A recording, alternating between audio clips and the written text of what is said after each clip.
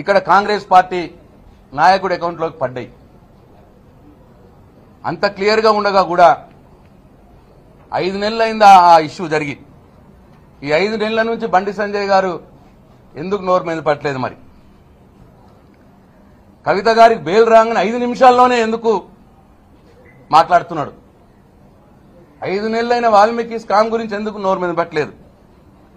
ఎందుకు ఈడీలు సిబిఐలు దర్యాప్తులు చేయాలని లేదు, దర్యాప్తులు చేస్తే ఎందుకు అక్కడున్న కాంగ్రెస్ పార్టీ పెద్దల్ని, కర్ణాటకలో ఉన్నటువంటి కాంగ్రెస్ పార్టీ ప్రభుత్వంలో ఉన్నటువంటి పెద్దల్ని, ఇక్కడ తెలంగాణలో ఉన్నటువంటి కాంగ్రెస్ పార్టీ నాయకుల్ని అరెస్ట్ చేయాలని ఎందుకు ఇప్పటిదాకా కోరలేదు బండి సంజయ్ గారు? 5 నెలలైంది ఆ స్కామ్ అయ్యి. ఇక్కడ 5 నిమిషాల లోపలనే వాళ్ళను మాట్లాడుతున్నావు కవిత గారికి బెయిల్ వస్తే. కలిసిపోయింది ఎవరు? నువ్వు కాంగ్రెస్ పార్టీ ఇద్దరు కలిసిపోయినారు. నువ్వు బండి సంజయ్, నువ్వు రేవంత్ రెడ్డి గారు ఇద్దరు కలిసిపోయినారు. నువ్వే అన్నావు మనం ఒకరికొకరు తిట్టుకోవద్దు, కాంగ్రెస్ పార్టీ వాళ్ళము, కాంగ్రెస్ పార్టీ బీజేపీ వాళ్ళము, మన ఇద్దరం కలిపి కేసీఆర్ మీద పడాలి, టీఆర్ఎస్ పార్టీ మీద పడాలి, బీఆర్ఎస్ పార్టీ మీద పడాలి అని చెప్పి నువ్వే ఓపెన్ గా స్టేట్మెంట్ ఇచ్చినావు. ఇవాళ మీ ఇద్దరు కలిసిపోయినారు. నేను డిమాండ్ చేస్తా ఉన్నా మళ్ళొకసారి, కవిత గారికి సుప్రీంకోర్టు న్యాయస్థానం, సుప్రీంకోర్టు ఈ దేశానికి అత్యున్నత న్యాయస్థానం అయినటువంటి సుప్రీంకోర్టు కవిత గారికి బెయిలిస్తే 5 నిమిషాల్లోనే సుప్రీంకోర్టు తీర్పును అపహాస్యం చేసే విధంగా మాట్లాడిన వాడివి 5 నెలల క్రితం జరిగిన వాల్మీకి స్కామ్ గురించి ఎందుకు మాట్లాడట్లేదు? ఎందుకు కర్ణాటకలో ఉన్న కాంగ్రెస్ పార్టీ పెద్దల్ని, ఎందుకు ఇక్కడ తెలంగాణలో ఉన్న కాంగ్రెస్ పార్టీ పెద్దల మీద ఎందుకు కేసులు పెట్టట్లేదు? ఎందుకు వాళ్ళని అరెస్ట్ చేయట్లేదు? ఎందుకు నీ నోరు మూతపోయింది అని చెప్పి నేను బండి సంజయ్ని అడుగుతా ఉన్నా. ఇక్కడ కలిసిపోయింది మీరు. కాబట్టి నువ్వు కేంద్ర హోంశాఖ సహాయ మంత్రిగా ఉండి ఇటువంటి చిల్లర మాటలు మాట్లాడొద్దు. అట్లనే మహేష్ గౌడ్ గారికి కూడా ఇటువంటి చిల్లర రాజకీయాలు మానుకోండి. మీరు ప్రజలకు ఇచ్చిన హామీలను నెరవేర్చే పనుల్లో మీ కాంగ్రెస్ ప్రభుత్వం ఉండాలి తెలంగాణలో. అంతే తప్ప న్యాయస్థానాలు ఇచ్చినటువంటి తీర్పుని అపహాస్యం చేసే విధంగా మాట్లాడడం మంచిది కాదు అని చెప్పి నేను మహేష్ కుమార్ గౌడ్ గారికి అట్లాగే బండి సంజయ్ గారికి ఇద్దరికి కూడా హెచ్చరిస్తా ఉన్నాను. బీఆర్ఎస్ పార్టీ తరఫున మరొక్కసారి ఈ దేశ న్యాయ వ్యవస్థకు మా కృతజ్ఞతలు తెలియజేస్తూ రేపు రాబోయే రోజుల్లో కూడా ఈ కేసులో మా ఎమ్మెల్సీ కవిత గారు కడిగిన ముత్యంలా బయటకు వస్తుందనే పూర్తి విశ్వాసం, న్యాయ వ్యవస్థ మీద పూర్తి నమ్మకం, విశ్వాసాన్ని వ్యక్తపరుస్తూ సెలవు తీసుకుంటా ఉన్నారు.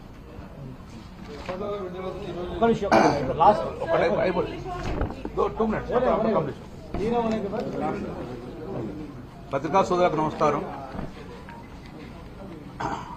ఈరోజు గౌరవ ఎమ్మెల్సీ గారికి బెయిల్ రావడం అనేది నిజంగా మా అందరికీ కూడా సుప్రీంకోర్టు ఇచ్చిన తీర్పును యావత్ దేశమంతరం హర్షిస్తున్న సమయంలో కాంగ్రెస్ పార్టీ నాయకులు, ముఖ్యంగా మహేష్ కుమార్ గౌడ్ గారు పీసీసీ రేసులో నేనే ముందంజ ఉండాలి అని ఒక గౌరవప్రదమైన పోస్టులో, రాజ్యాంగబద్ధమైన పోస్టులో ఉండి అత్యున్నత న్యాయస్థానం సుప్రీంకోర్టు ఇచ్చిన తీర్పును కూడా అగౌరవపరిచే విధంగా ఈరోజు మాట్లాడడం జరిగింది. ఏమన్నారు? బీజేపీ పార్టీ బీఆర్ఎస్ పార్టీ ఒకటైందని బెయిల్ రాగానే ఇదే నిదర్శనం అని చెప్పారు. మరి ఇదే కేసులో మనీష్ సిసోడియా కూడా బెయిల్ వచ్చింది. మనీష్ సిసోడియా అనే వ్యక్తి ఆ పార్టీలో ఉన్నాడు. దేశమంతరంగా ఇండియాతోటి పొత్తు పెట్టుకున్న పార్టీ ఆ పార్టీ కాంగ్రెస్ పార్టీలో పొత్తు పెట్టుకున్నాడు. సో కాంగ్రెస్ పార్టీకి అలయన్స్ ఉన్న పార్టీ ఆ పార్టీ. మరి ఈ రోజు సిసోడియాకు బెయిల్ వచ్చిందంటే మరి కాంగ్రెస్ పార్టీ ఆ ఇద్దరు కలిసి చూడంగా ఎంతమంది బీజేపీ ఇళ్లలోకి పోతే బెయిల్ వచ్చింది? మేము బీజేపీ ఇళ్లలోకి అని చెప్తున్నావు, మరి సిసోడియాకు బెయిల్ వచ్చింది అట్లా ఎంతమంది బీజేపీ వాళ్ళు ఇంటికి పోయినా అని చెప్పి మేము సూటిగా ప్రశ్నిస్తున్నాం. మేము రెండోది, కాంగ్రెస్ పార్టీ బీజేపీ పార్టీ ఈరోజు కుమ్ముకైన నిదర్శనం కూడా మేము చెప్పగలుగుతాం. సోనియా గాంధీ గారిది రాహుల్ గాంధీ గారికి కూడా ఇదే సుప్రీంకోర్టు బెయిల్ ఇవ్వడం జరిగింది. ఈడీ కేసులో డెక్కన్ హెరాల్డ్. మరి ఇది ఇనిషియల్ ఇప్పుడు బెయిల్ ఇచ్చినందుకు మీరు కూడా బీజేపీతో కుమ్మక్కైనట్టేనా? సుప్రీంకోర్టు అత్యున్నత న్యాయస్థానము న్యాయాలు పరిశీలించి బెయిల్ ఇవ్వడం జరుగుతుంది. మరి ఇది కూడా మీరు బీజేపీతో కుమ్మక్కైనట్టేనా? చిదంబరం గారు కూడా బెయిల్ వచ్చింది, అతను కాంగ్రెస్ పార్టీయే కదా. మరి మీరు కూడా బీజేపీతో కుమ్మక్కైనట్టేనా? ఈరోజు ఇంత మహేష్ గౌడ్ గారు మాట్లాడిందని ఇది నిజంగా తీవ్రంగా ఖండిస్తున్నాం. నెంబర్ 2, బండి సంజయ్ గారు ఒక గౌరవప్రదమైన రాజ్యాంగ పదవిలో ఉన్నారు. ఈరోజు వారు కూడా ఈరోజు విమర్శ చేయడం జరిగింది. నేను ఒకటి సూటిగా ప్రశ్నిస్తున్నా. ఈరోజు మీరు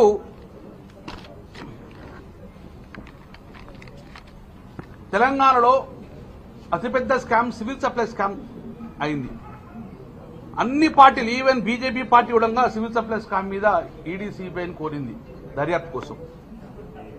బీఆర్ఎస్ పార్టీ కూడా అసెంబ్లీలో ఎండగట్టడం జరిగింది.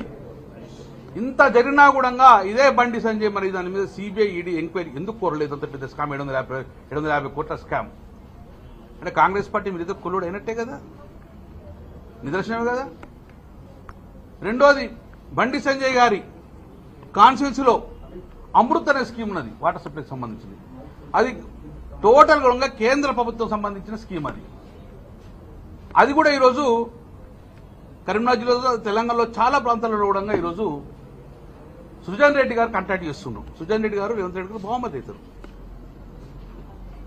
అతను డైరెక్ట్ గా కాంటాక్ట్ చేస్తున్నంటే అమృత స్కీమ్ సెంట్రల్ స్కీమ్, దాన్ని రాష్ట్ర ముఖ్యమంత్రి గారి బంధువు చేస్తున్నంటే అది మీ కన్సైల్ ఉన్నప్పుడు ఇంతరు కూడా దాని ఒక కామెంట్ చేయాలంటే మీరిద్దరు కొల్లుడు అయినట్టుగా క్లియర్గా. ఈరోజు క్లియర్గా కొల్లుడైంది బీజేపీ పార్టీ మరియు కాంగ్రెస్ పార్టీ తెలంగాణలో. దానికి బేలు రావడం అనేది వీళ్ళకి కొంత అక్కసు ఎదుగుతున్నారు. తెలంగాణ బిడ్డ, తెలంగాణ ఆడబిడ్డ దాని న్యాయస్థానం న్యాయం అందించినందుకు కృతజ్ఞత తెలుపడం పోయి అంత పైశాచికానందంగా అక్కసు వస్తున్నంటే మీరు ఎంత దిగజారు స్థాయిలో ఉన్నారో చెప్పి మేము భావిస్తున్నాం. కాబట్టి ఇమ్మీడియట్ గా కాంగ్రెస్ పార్టీ నాయకులకు బండి సంజయ్ గారు కూడా చెప్తున్నాను, ఏదైతే నిజంగానే మీరు ఈడీసీఏబీని ప్రదర్శిస్తున్నారో మీ కళ్ళ ముందు కనబడ్డ ఈ స్కీమ్ల మీద మీరు ఇమ్మీడియట్ గా ఈడీసీఏబీకి దర్యాప్తు చేస్తే మేము ప్రజలు నమ్మే పరిస్థితి. లేకపోతే బీజేపీ పార్టీ మరియు కాంగ్రెస్ పార్టీ తెలంగాణలో ఒప్పందం చేసుకుని ఒకటే కలిసి నడుస్తుందని చెప్పి భావన ఈరోజు తేటతెల్లమని చెప్పి భావిస్తున్నాం.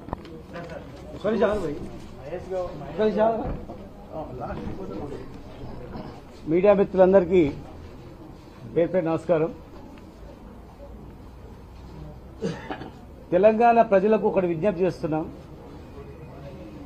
వాదనలు అన్ని కూడా మా ఛానల్ కాదు,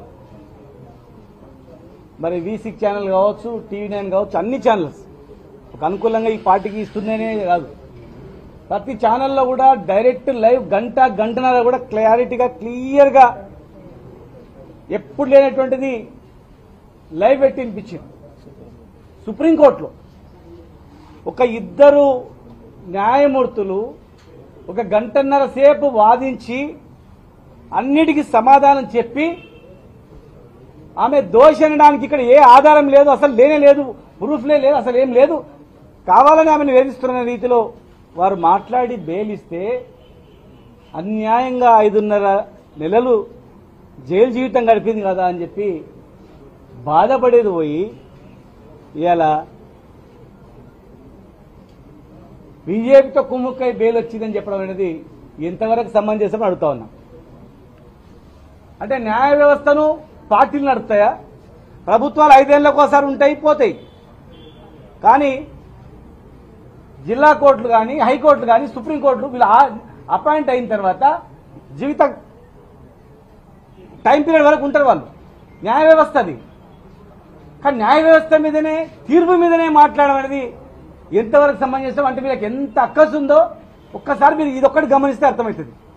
5.5 ఏళ్ల తర్వాత వచ్చినటువంటి బెయిల్ పిటిషన్ మీద అసలు ఈమె దోషి అనడానికి ఏ ఆధారం లేవని చెప్పి అన్యాయంగా అమ్మాయిని పెట్టింది కదా, చదువుకున్న ఆమె, ఉన్నతమైన చదువు చదివిన ఆమె ఎన్ని అబండాలు పెట్టింది కదా అని చెప్పి, ఇన్ని పుకార్లు పుట్టించానని చెప్పి న్యాయ వ్యవస్థలో మరి వచ్చిన బెయిల్ మీద మాట్లాడడం అనేది ఎంత దురదృష్టకరమో ఒక్కసారి ఆలోచన చేయండి.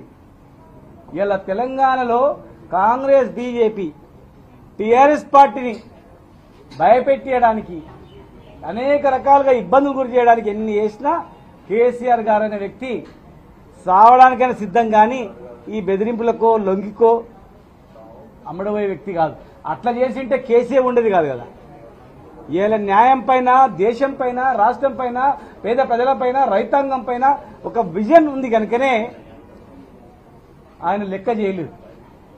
ఒక న్యాయమూర్తుల మీద మాట్లాడడం అంటే మరి ఎంతవరకు ఇది? ఇంకా వాళ్ళు మాట్లాడే విషయాల్లో ఇక మేము చెప్పడానికి కూడా చాలా ఉన్నాయి. లక్షల కోట్లు ఎగ్గొట్టిన వాళ్ళు ఉన్నారు. దేశంలో కొన్ని సంస్థలు ఎట్లా పనిచేయాలంటే నిష్పక్షపాతంగా పనిచేయాలి. గవర్నమెంట్కు వ్యతిరేకంగా మాట్లాడినప్పుడేమో కేసు అవుతుంది, ఆ గవర్నమెంట్లో జైన్ అయ్యాకనేమో ఏముంది అనే టైప్లో గతంలో వివరించారు. ఇలా కేసు అట్లా కేసీఆర్ గారు అనుకుంటే అసలు ఇంతవరకు వచ్చేదే కాదు కదా. ఆలోచన చేయాలా. ఒక న్యాయమూర్తులే వాళ్ళంతా 1.5 hours చెప్పిన తర్వాత కూడా ఇంకా కేసీఆర్ గారి మీద, కుటుంబం మీద, పార్టీ మీద ఒక రకమైన అక్కస్తో మాట్లాడడం అనేది పద్ధతి కాదు.